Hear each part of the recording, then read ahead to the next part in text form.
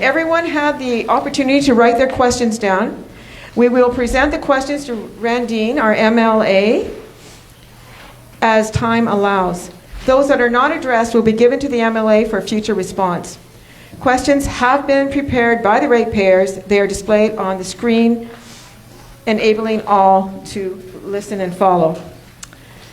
So, thank you, and let's get on with our presentation. Just to let you know that the questions, answers from the MLA will be timed, and we have our timer with the yellow and red cards. Red means we're almost out. Well, yellow is 4 minutes, red is 5 minutes. Perfect. Yeah. So we'll move forward with that. So I'm going to sit now because I can. So I will apologize as I go through that I don't have all the pronunciations correct, because I can read different languages, or some, but I'm not always best with pronunciation, so please forgive me for that. And so the vision for reconciliation. This meeting will be limited. We've got about 100 people here today, so welcome and congratulations for coming. We really appreciate it. The NDP government vision for the future governance of BC. The DRIPA legislation uses language such as transformative change, paradigm shift and systematic change that relate to establishing new foundations of government. Our first question to our MLA, Randene, is what exactly do these terms mean in terms of change to our existing model of government in BC, and how will this affect the current rights of both Indigenous and non-Indigenous British Columbians going forward? Well, I just want to start off by saying thank you to everyone for coming here. Thank you so much, Kathy, for moderating. I think this is a really important discussion, and so I really, really, truly appreciate you coming. I expect the time limit is because I went over during the campaign debates. So thank you for keeping me in check as well. And I also just wanted to give a shout out to MP Aaron Gunn, who's in the back, and who wanted to come as well today. So in terms of DRIPA, the Declaration on the Rights of Indigenous Peoples Act, which was passed unanimously in the BC legislature back in 2019, it was really a framework in reaction to multiple court decisions that asserted that First Nations have rights and title to many parts of British Columbia. The first court decision was in the 70s with the Calder case. There was the Delgamuukw case in 1991. There was the Silcotin case in 2014. And DRIPA really came out of the Silcotin case in 2014, where the Supreme Court said that the Silcotin Nation has rights and title to a vast area of land. And the government at the time, back in 2014, really led by the business community, said, we need a plan. We just can't keep reacting to these court decisions that tell us that kind of tell us what is happening in our province. We need a plan. So DRIPA kind of came out of that plan. It was part of UNDRIP, which was a declaration out of the UN on the rights of Indigenous peoples throughout the world. And that really said we need a framework for how to fulfill our obligations to the rights and title question. And so that was something that DRIPA was intended to do. There are kind of 46 sections in DRIPA, basically asserting that First Nations have, rights to healthcare free of discrimination, rights to education free of discrimination. The pickiest one, the stickiest one, is Section 7, which has to do with land, and I think rightly so, that is the one that has gotten a lot of attention. But maybe I'll just leave it there for now. Thank you. And so we'll go on to the second question, which is the implications for the implication for Sunshine Coast of the NDP government's current model for reconciliation. So we went on with the NDP leadership has said publicly the Haida Gwaii Agreement, where Aboriginal rights and title were given over large areas of provincial land, is a template for other First Nations agreements. On the Sunshine Coast, the renewal of the Foundation Agreement between BC government and the Shistla Nation was signed in August 2024 and recognizes the Shistla Nation's inherent rights and title over land in the area defined as Shistla Shwela. The Foundation Agreement sets out a 50% decision-making authority over the Crown land and water in the Shwela. This non-Shwela members of the local community, about 95% of the population, were not advised that this agreement was being negotiated and had no opportunity to have input to the terms that were negotiated. What do you feel about that? Okay, thank you, Kathy. So this is, I think we're talking about the renewal of the Foundation Agreement for the Shishel Nation down in the Lower Sunshine Coast, so covers kind of from Roberts Creek all the way up to the ferry terminal. And this was the renewal of the Foundation Agreement. I think the Shishel Nation first signed their first Foundation Agreement, which is very similar to a treaty, which is what the Klama Nation signed in 2016, one of the modern treaty nations in BC, one of the few, actually. I think there's only 9 modern treaty nations in British Columbia. But the Shishel Nation decided, for whatever reason, they did not want to sign a treaty. And so they signed what they wanted to call a Foundation Agreement. And the renewal of the Foundation Agreement happened prior to me being elected and then was only made public in the few months after I was elected. And I think government at the time, we had a lot of public meetings over Zoom to answer a lot of folks' questions down on the lower coast. Some of you may have taken part in those discussions. And the deputy minister at the time for the Minister of Indigenous Relations and Reconciliation said, yeah, we should have let the public know. They should have let the public know. I know that when we do things behind closed doors, lack of transparency breeds mistrust, and that is not something that is ever my intention. My intention is always to do things really transparently and to do things together. So as part of my role when I was elected MLA for Powell River Sunshine Coast, at the same time I was also appointed Minister of Water, Land and Resource Stewardship, which is the best ministry in government. And I'm the minister in charge of the Pandora Harbor Dock Management Group. And so one of the first things we did was sign a ministerial order under my ministry with participation and partnership with the Shishel Nation, with dock owners, and with different conservation groups to say that the docks can stay in the water as long as they follow a certain set of precedents, like no unencapsulated styrofoam, because we know how bad styrofoam is for all of our waters that we all love and want to protect. And also, just last month, I signed another ministerial order to say that boathouses can also stay in the water as long as they also comply with certain conditions, and people have 20 years to bring those conditions into compliance. So the lesson that I learned is that when we all sit down together, we can work together, we can build relationships, and that builds trust, and that means we can move together into decisions that will last and that will benefit our environment and benefit all of the things that we love up here.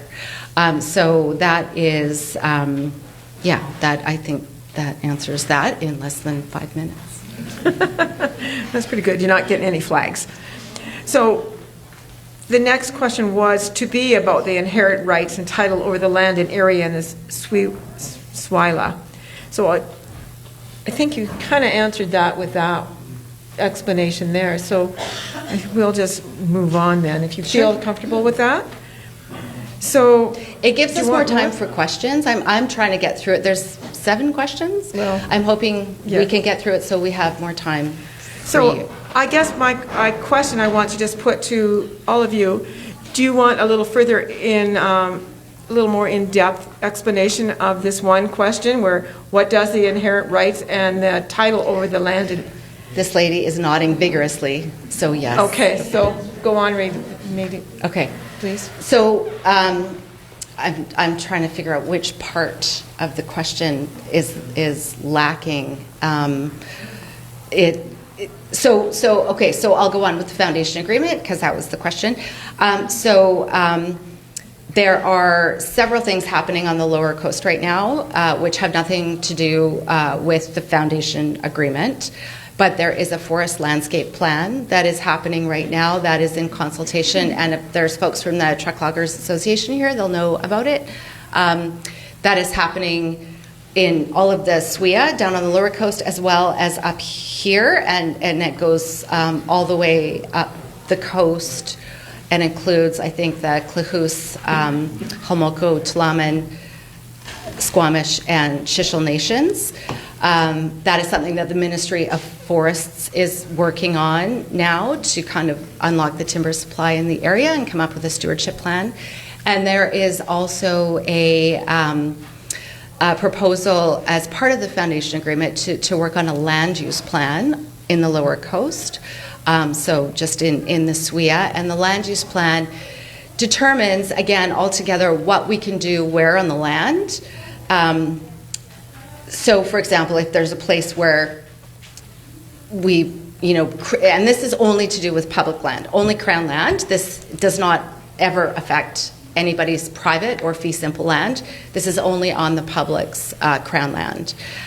So determining what we can do where on Crown land. So, for example, if somebody wants to log an area, if somebody wants to put a gravel pit in an area, if somebody wants to preserve an area for a park, those are all things that are considered in land use plans. Again, there is a lot of engagement and there has been a lot of engagement already.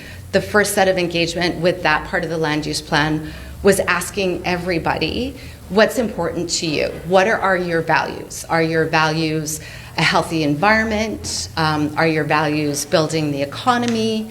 Are your values really pursuing forestry or other kind of sustainable industries?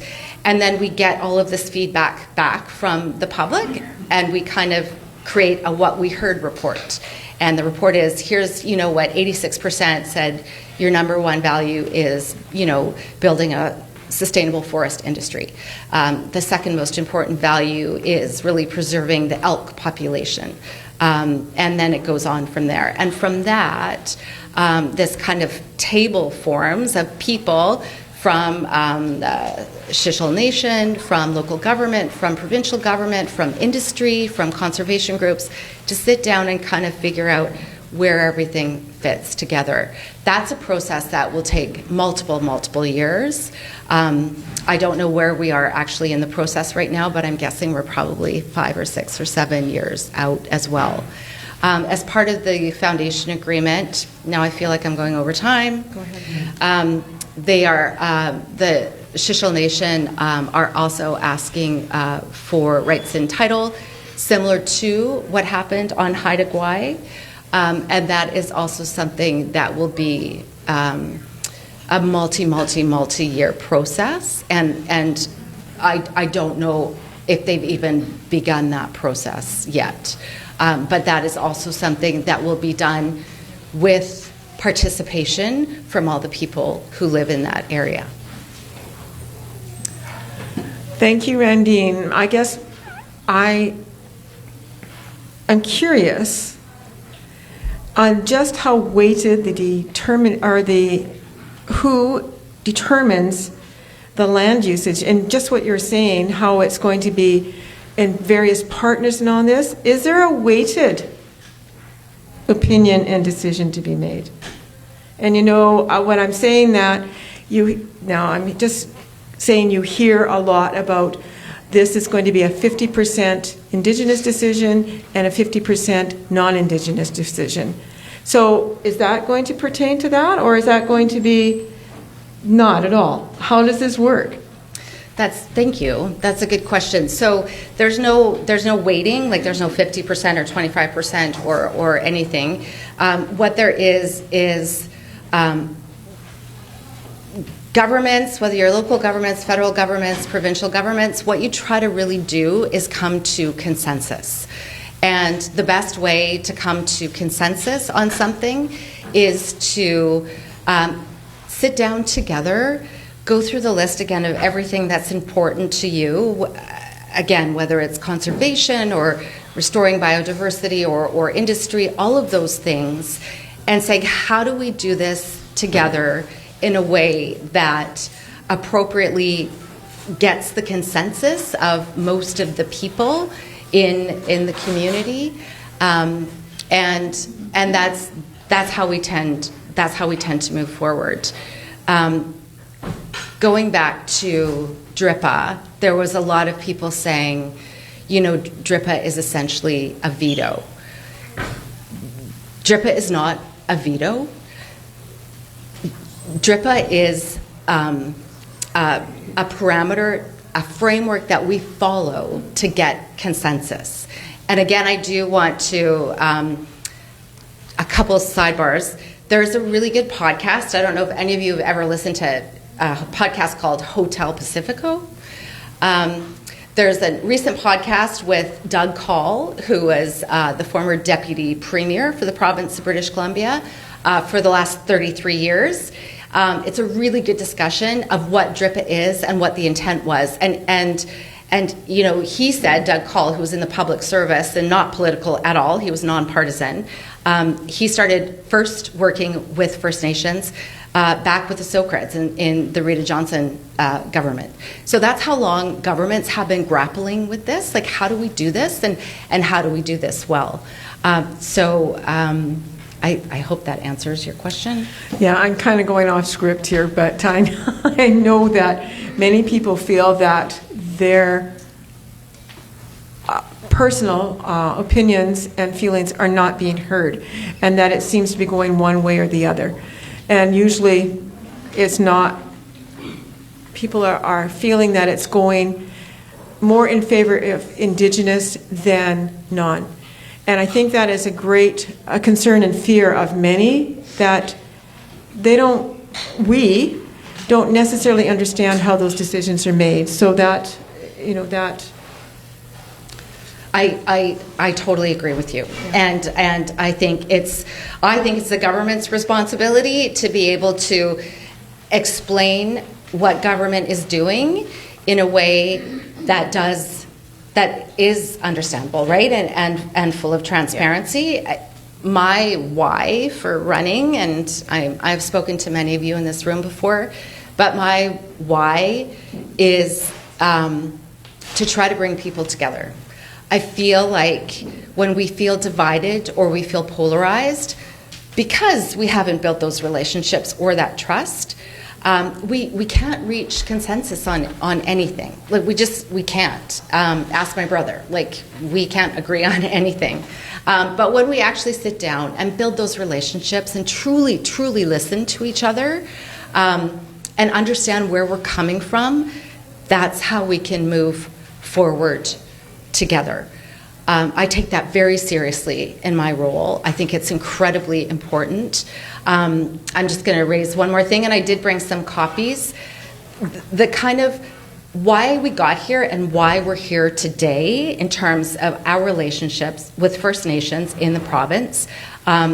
Jeff Plant, who was the former Attorney General under the Gordon Campbell government, wrote a really good piece for Northern Beat, where he goes back to how we got here. And so I have, I think, 10 copies, and we can also send you the link if you want, if anybody's interested. But it really goes back to where we got here and why we got here and why government is in this position. Oh, thank you. That kind of a segue into this next question is along the same lines.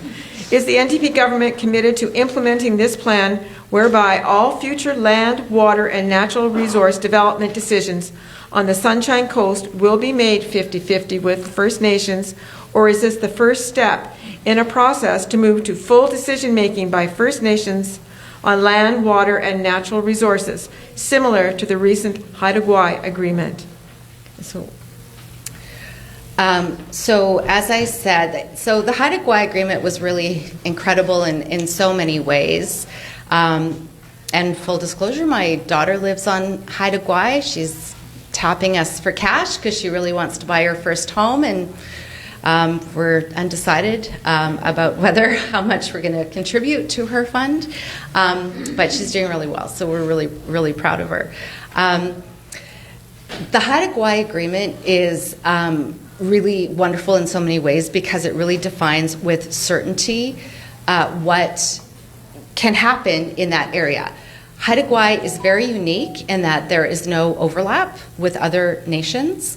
It is their history and their documented history of being in that area since time immemorial is incredibly clear, and their rising tide agreement, although there are a lot of details still worked out,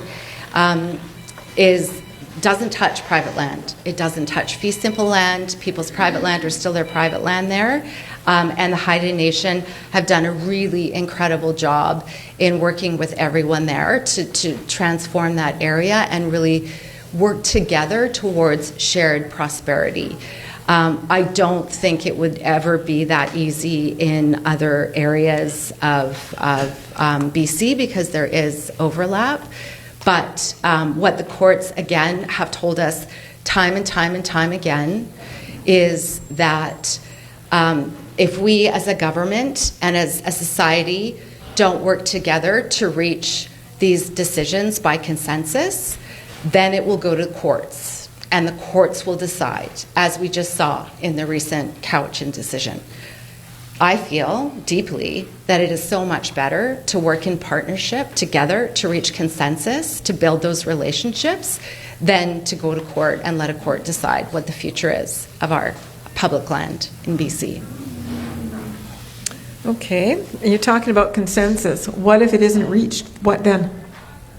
So there is Section 35 of the Canadian Constitution says that Aboriginal peoples in Canada have rights and title. We know that. That's a fact. And so we hear this term sometimes, free, prior, and informed consent. It is, and again, that is why DRIPA came into being, because it provides a framework asking what are the steps we need to take to ensure that we have that partnership and that framework in place so we can move forward. And I do want to say that DRIPA really did move forward, particularly Section 7, by the business community. The business community were, after the Silcoat decision came out in 2014, were really worried and upset about what the implications were for moving ahead with particularly mining in the northwest and northeast of the province. A good example of working together that doesn't always work out and where we don't always reach consensus is Site C. So Site C is a major dam in the northeast. West Moberly First Nation adamantly against Site C. They did not want it flooding their territory. Government did as much negotiation and free, prior, and informed consent as we could, and then Site C went ahead anyway. There are repercussions to that. I think the term is infringement. Thank you. And so when a First Nations territory is infringed upon, it is government's responsibility to for lack of a better term, because it's not coming into my head, make good on that infringement. And I think that was the case with West Moberly. But there's a framework that we all follow and that we all understand, and most importantly, what industry and businesses understand, which gives them certainty and predictability, and that is what they want. Thank you. Next, what are the implications of this model for people and businesses planning new economic developments on the Sunshine Coast? Will all future business projects require First Nations consent? Again, I think I just talked about consent and what it means. I think most industry is light years ahead of government in terms of consent or partnerships with First Nations. They know that to do good work and good business and build our economy in a sustainable way in BC, that we have to do it together. So they bring in First Nations as partners. First Nations, again, have rights and title across much of BC.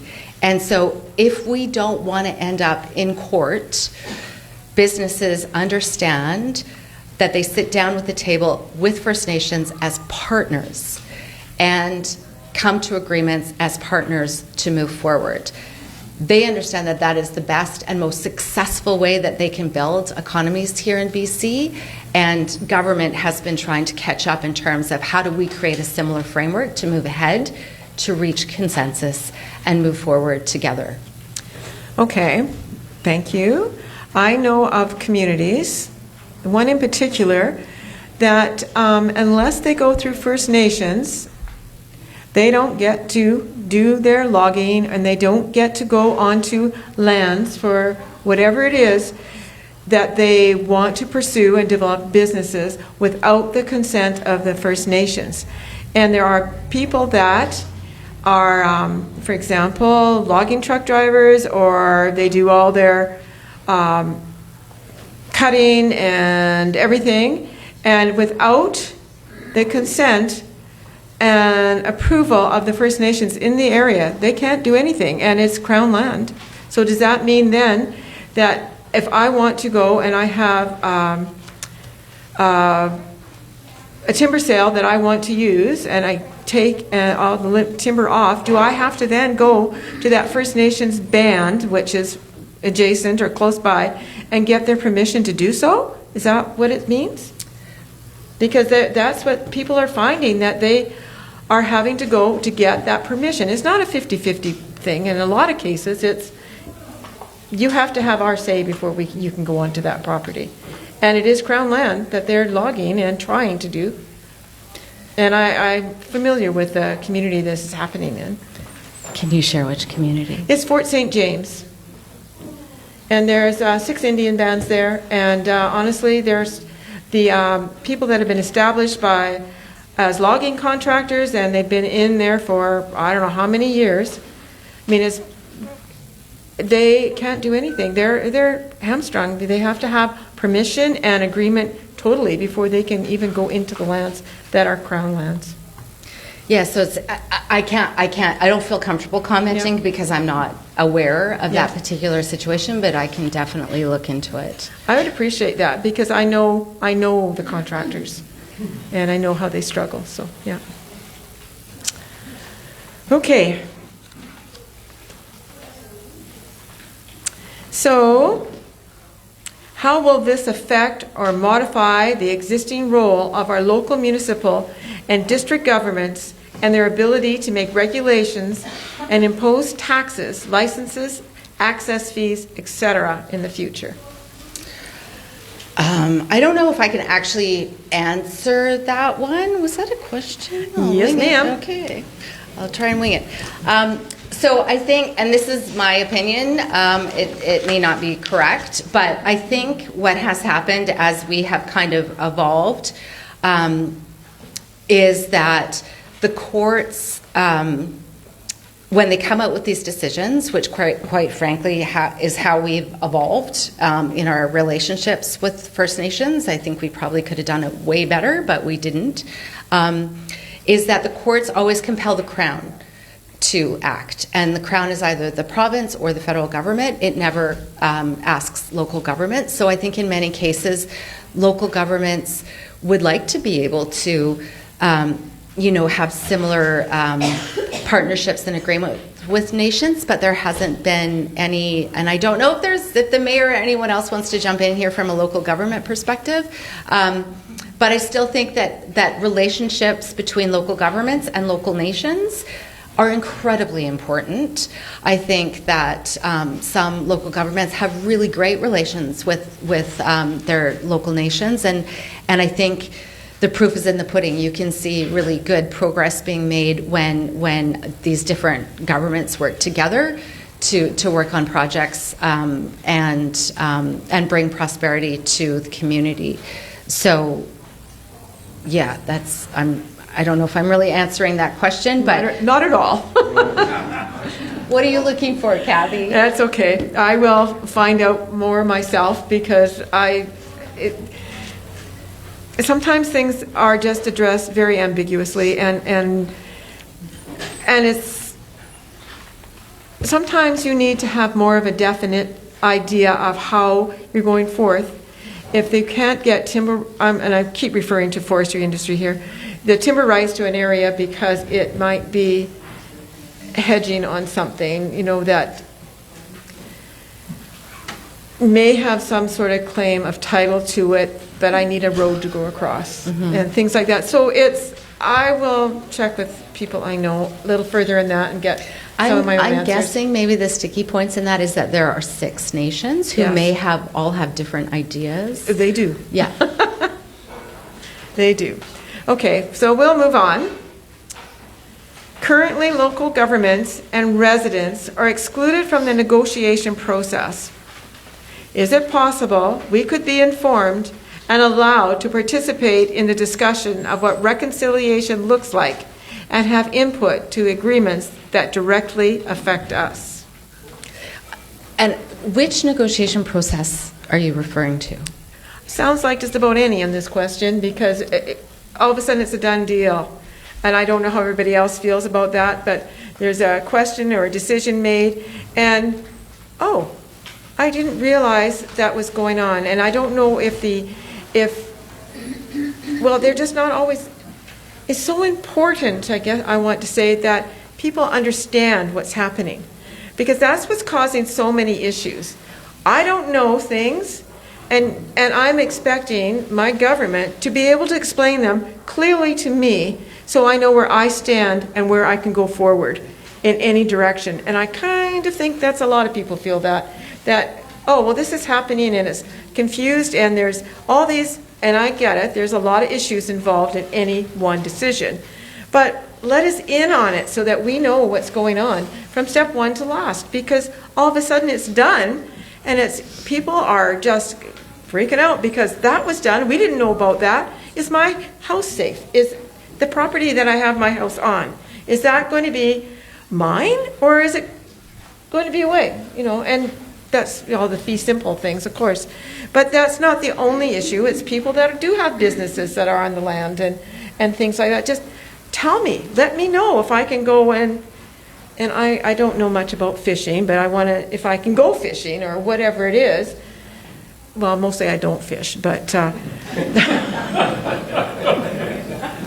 But that could change at any time, Kathy. no, it won't. My family will tell you that. We'd go out in the boat. I'd take the lunch and a book. I'd read a book, sleep, and eat the lunch. So if they didn't catch fish, then we had to go home. So that's as much as I do fishing. It's not my thing. But, people need to be informed. They need to be kept aware of, not shocked because this happened. Unless, and like the individuals and the people in Richmond with the Cowichan decision, all of a sudden it happened. And who knew? Yeah, there are so many things. Yes. Land Title Act amendments Yeah. were abandoned, and the Heritage Conservation Act amendments that were, I think the local governments had 10 days to respond to. Yes. And I think that's really, oh man, I don't always like to go and refer to places I've been or lived, but I do know that I am from Grand Forks, and in 2018 we had a horrific flood, and we did get good cooperation from the NDP government, I will say that. However, the process was crazy because it cost a fortune to have the archaeological things, have a person always on every single day for the same thing they did yesterday, and it cost a ton of money to do all this. And it doesn't matter, And the Heritage Act now, I mean, it's even more restrictive in many, many things. And I'm way off topic, and I apologize for that. But, yeah, so we're running. So anyway, I need to get back on and just say that I think it needs to be much more open in what's going on. Not just say, this is what's going to happen, and we're going to do it no matter what, because we don't know. Yeah, no, I hear you and I agree with you. There's different types of negotiations. There's treaty negotiations with nations, there's land use negotiations, there's forest landscape plan negotiations. There's a lot of negotiations in government, but understanding that that transparency and that engagement has to happen early and often is, I hear you. In our ministry, we take that incredibly seriously, and we do ensure that every step of the way we have the right people in place to be able to get that engagement. And you know, a lot of times this happens. If you're not interested in a topic, you don't pay attention to the little blurb in the newspaper that says engagement opportunity because you're not paying attention. And then a day before the engagement closes, you're like, oh shit, I wanted to do that. Now I'm interested. So we have to do a better job of trying to explain why people need to engage earlier on. Okay, let's move on. And I'm sorry for digressing. I liked your fishing story. The unintended consequences so far affecting private property protection and access to public lands. The Cowichan decision has created an issue of paramount concern to private property owners in Richmond and across the province, especially areas where Aboriginal rights and title have been given or are being negotiated, such as Haida Gwaii, Coquitlam, Port Coquitlam, Kamloops, Squamish, and the Sunshine Coast. Additionally, the recent, I don't know how to say that, Gazala decision that DRIPA is not just a framework for future change, but could be used to challenge any law as colonial and invalid. Where do you stand? So that's multiple questions. Sorry. What is the potential impact to our private property ownership, and what will the province do to protect private property ownership by Sunshine Coast residents? So this goes beyond the Sunshine Coast. This is the entire province. We've made it very clear right after the Cowichan decision. The government was the very first group to announce we are appealing the decision. We have made it very clear that as a government, the Premier calls it his bright line. We will do everything we can to ensure that private property, fee simple land, is protected, whether it's for residential homeowners or businesses. We know that, especially in this province, real estate and private ownership really powers our economy in a massive way, and that is incredibly important to this government to ensure that those protections are always, always, always protected. So we'll do everything we can to do that. The Gitsan decision, the BC Court of Appeal ruled against a mining company infringing on First Nations rights. So junior mining companies can go on any land, any public land in BC, and literally stake a claim and say, that's my land. That's how we were formed as a province. Like, that's what created the gold rush for us in British Columbia. And so First Nation took this junior mining company to court and said, you can't just stake a claim anymore on this land. You have to come and consult with us. A BC appeal court sided with the First Nation and used DRIPA as a reason for their decision. Again, as I've said from the beginning, DRIPA is supposed to be a framework for allowing us to move forward with our partnerships and relationships with First Nations. It is not supposed to be something that a court uses to come to a conclusion or a court decision on. So that's why, again, the Premier made it very clear that we are going back this session to amend DRIPA to make sure that it remains just that, a framework for furthering our relationships together and not as a tool to be used in the courts. Okay, the last question. Is the province committed to ensuring current and ongoing public access and use of public lands, waterways, and infrastructure on the Sunshine Coast for the benefit of everyone? People love their land. This is the biggest part of my ministry, is ensuring that when we help create these land use plans, access is always the number one question. People want to make sure that they're still able to go out and walk their dogs, go hunting, go fishing in Kathy's case, and still have access to those areas that they love to go. I'm the first person who loves to go out into the Crown land all the time. So this is part of the negotiation process with First Nations, and what we find generally, unless there's a really culturally significant site on one of the areas, or there's a really culturally or a biodiversity sensitive area in a site, then those are the only kind of areas where we would look at access being restricted. But typically when we look at these land use plans, access always remains the same. Thank you. So we have some questions that our audience has been very... These are in order. Oh, okay, thank you. So these questions that we have already discussed, well, we have more to add. And these ones Randene has not seen. They're from what you contributed. So we will see what we can do. So first one, can you confirm if the current NDP government is still negotiating in private to settle land title claims with the First Nations in BC? I would love to. Can you read that again? Yep, I can. Can you confirm if the current NDP government is still negotiating in private to settle land titles claims with First Nations in BC? So settling land title claims is something usually that ends up in court. What the government tries to do is negotiate, and our preference is to go through the BC treaty process. The BC treaty process is, they have a public website. You can go onto their website. You can look at all of the treaties currently being negotiated in British Columbia. When the very first treaty was signed 26 years ago, it was the Nisga'a Treaty. We thought that we would have a lot more treaties completed by this time, but what we found is that they're difficult. They're difficult to do, and they take a long time. There's a lot of building of trust between First Nations and government, between the communities, and so it's a process, again, that reaches consensus. And when you reach consensus and understanding and build trust on something, then those things tend to be long-lasting.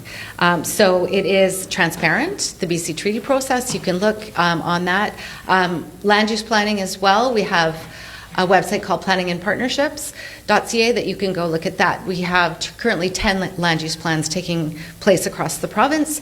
And if you live in one of those communities, one of which is the Sunshine Coast, you can absolutely take part, and we definitely want you to take part.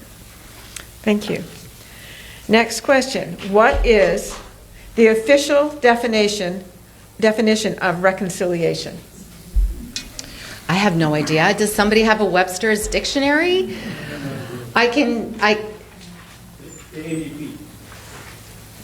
Oh, not the Webster's. Okay, thank you. I can't speak for the NDP. I can speak for myself. I think reconciliation means, and this goes back to my why, of why I decided to run in the first place. Reconciliation to me means where we live in a society where we trust and hopefully love and respect our neighbors, where we feel safe to go borrow a cup of sugar from whoever it is, where I count on them to look after my dog if I'm late for a meeting. Whether we're a community where we work together, where we have shared goals and we have shared visions and we have shared things that we want to accomplish. I think that we can get a lot more done when we work hard to build those relationships. I think when there's fear and division in a community, we tend not to make the best choices as when we're calm and trustworthy of each other. I think it's a hard thing to ask, but I always, always think that that is worth fighting for, and I will always fight for that. When we're called subhuman, Pardon? when we're called subhuman, is that working? No, I think we'll continue with our questions, so thanks for your input, but we'll continue with these. Is this UNDRIP issue a result of Section 35 of the 1982 Constitution, Pierre Trudeau, to abolish the Indian Act? No. So UNDRIP came out as again a part of the Silcotin decision in 2014, where the business community really came to us, to government at the time. It was I think it was Christy Clark in 2014, to say, we need certainty here. You need to come up with a proactive plan instead of being reactive all the time to all these court decisions, to come up with a framework so we can work together to honestly get shit done in this province. That's where DRIPA came from. Again, there are, I think, 46 sections in DRIPA. A lot of them are absolutely amazing work. And there are those sticky bits like Section 7 that deals with land that we still need to all work on. Sticky bit. I think that's putting it pretty mildly. I think it's a huge, complicated issue. It's worth working together on, though, isn't it? Yeah, I guess so. So you know what everybody stands for and how they, have earned their rights to their property as well. And I'm talking fee simple property. 100%. So next questions. What is the timeline on this process? So I'm assuming it's the DRIPA process. And will there be public consultation input? Or will there be? For the legislative amendments for Yes. DRIPA. So DRIPA, the legislative amendments, that is the Attorney General's office will be working on those amendments. I can't say for certain. I'm guessing it'll be this spring session that will bring in those amendments. And as part of the legislative process, so it has to come to Cabinet for a request for a decision to be able to create the amendments to DRIPA. Then they go out and do a whole bunch of engagement with people to come up with kind of proposed amendments, and then it has to go back to Cabinet for a request for legislation. And then they go out, Attorney Generals, and do a whole bunch more engagement, and then they come up with the legislation, which is presented in the House, and then we begin the whole process of debating it. Okay. So, we're nearing the end of this.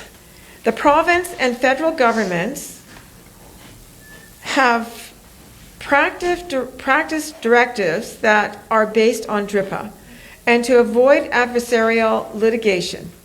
Is NDP considering repealing its practice directives in order to actively participate in litigation on behalf of all British Columbians?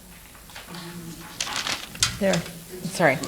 Yeah, the province and federal governments have practice directives that are based on DRIPA, and to avoid adversarial is NBC repealing its practice directives in order to actively participate in litigation. I cannot answer that question, but if whoever asked this question and wants to follow up with me, I can get an answer for them.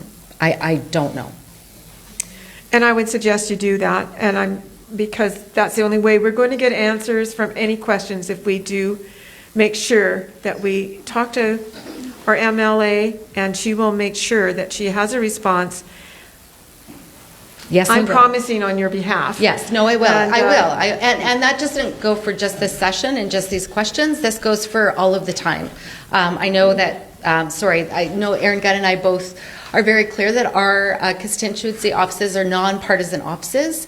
We're here to help anybody with anything, no matter what. So I hope you always feel comfortable coming in to talk to me or Tracy. If there's something that's bugging you or pissing you off and you just want to air your grievances and talk to me about, I'm always here. Okay, so this is the last one. We're wrapping up with an interesting one. If legislature were to make an motion to repeal DRIPA, would you vote yes or no? I would, no, I don't think that we need to repeal DRIPA. I think that, again, as I said, this would absolutely set us back in the framework that we're trying to achieve. If we repeal DRIPA, there will be another court case, and a judge's decision will be imposed on the province of British Columbia and by extension to all of us. The courts have said time and time again, it is our job to negotiate and come to consensus. And that means doing the hard work, building those relationships, building that trust, not just with government and nations, but with local governments, with community members, with industry, with stakeholders. It's hard work. If it was easy, it would have been done a long time ago. I understand it's hard, and we get in these processes where this mistrust builds up. That is no reason to quit. That just means that we have to work harder. And that is what I'll continue to do as your MLA, and I won't stop doing it. It's incredibly important to me that we work to build a really good relationship with each other. Okay, we are not off the hook More yet. questions. Land use agreements are popping up all over the province. Will the province commit to making all of these throughout BC public and commit to public input and decision making? Yes, all land use decisions are public. I just mentioned there's 10 land use planning processes across BC right now. You can find all of them on a website, planninginpartnerships.ca, and look at all those land use plans. If you are within the community where a land use plan is taking place, like on the Lower Sunshine Coast, we absolutely want your engagement and your feedback. You can put in your email and we'll send you updates as the land use plans progress. Okay. Follow up on that one. Is that just ground land use plans, or does that also include, like, kind of combinations also working on their land use plans? Is that also included on that website? No, this is only public land. Yeah, public land use plans, and it's only public land use plans. It's not forest landscape plans. This one is, when is this harm all going to end? And I'm making an assumption it's on both sides of the, good luck with that one. Yeah. I don't, I mean, this is a question that I really want to ask all of you, because, I mean, I wish I could say if we all work our butts off, this harm will end next week. But it takes, they say it takes a village to raise a child. I think it takes a village to have a good community. I think it's all of our responsibilities to build those relationships. And the government, I think, as the MLA, and I am sure Aaron, as the MP, would say, we have a bigger responsibility to help ease that transition and help in that path. And so I mean, it's something that we all have to continue to work on. I think it's all of our responsibilities. And again, it's not easy, but I know that we're all going to get there, and you're all incredible human beings, and you live in an incredible place. So anything I can do to assist or help, I will absolutely do. Okay, thank you. We're running out of time, so I'm just going to see how many we can get through. How does Walrus, W-A-L-R-U-S, solicit input industry to inform the legislative changes that they are making? Are positive economic impacts considered or qualified? 100%, yeah, 100%. So we just, local governments here, Walrus, Water, Land and Resource Stewardship, just put out a series of engagement on Water Sustainability Act regulation and legislative amendments. We had engagement all through the fall and got absolutely some tremendous feedback from a lot of people. We had a ton of engagement on it. So we're going through all of those comments right now. We're including them in our regulatory and legislative amendments. And then we'll go back and engage again once we have kind of the final look at what they're going to look like, and then we'll move forward. So everything that we do is engaging. I know as governments, the criticism is that everything is secretive. What I've learned in the last year as a cabinet minister in water, land, and resource stewardship, everything we do is engagement. Everything is negotiation. I spend hours on the phone every night with people just saying, I need to talk to you about this. We've got the hunting and trapping regulations as well. The suggestion for extending the black bear hunt into August because of some kind of community input from Powell River is, I'm getting a lot of phone calls about that as well. So, we put out proposals based on what people have asked us for. We get your reaction, we tally that reaction and say, this isn't going to fly, this is going to fly, this is what we can do, there's general consensus on that, and that's how we move forward. So I'm going to put this one to you, and this will be the very last one. Thank you. Further to reading opinions and recollections, I can't even talk now, made by Douglas Abrams, my question is focused on open and supportive discussion with respect to conflict and resolution. It has been stated Indigenous stipulations require that participation shall be in closed meetings between legislative representatives and Indigenous representatives. Mr. Abrams' participation at South African apartheid reconciliations was pivotal to resolution of conditions of significant horrendous natures.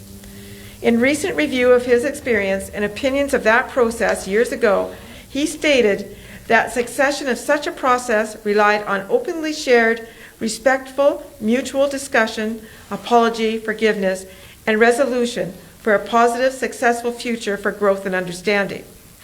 My question is it possible, or is there a plan to open negotiations with our Indigenous neighbors in the resolution of DRIPA and reconciliation for reduction of domestic conflict and a future that will be positive now and in mutual history? Wow.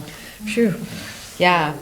I think we're out of time for an answer, but I do have your name here, so I'm going to reach out to you to chat with you about this because I think it's a really, really, really, really good question. Can I keep this? Yes, Okay. you can keep them all. Okay. So thank you, everybody. I really appreciate you coming out this afternoon and for the questions that you... Oops. Oh, I'm sorry. We also... I'm being reminded of the things I've forgotten, mostly because I didn't write them down. But we have a QR code that you can take. I don't know how to do them. You can share it and find the information out with that QR code. So good luck. And secondly, we have, so the Seniors Association is kind enough to give us this hall to utilize. So we have a donation jar at the door for anybody who'd like to contribute to the Seniors Association on all of our behalf. So thank you so much for coming out. Thank you, everybody. Thank you.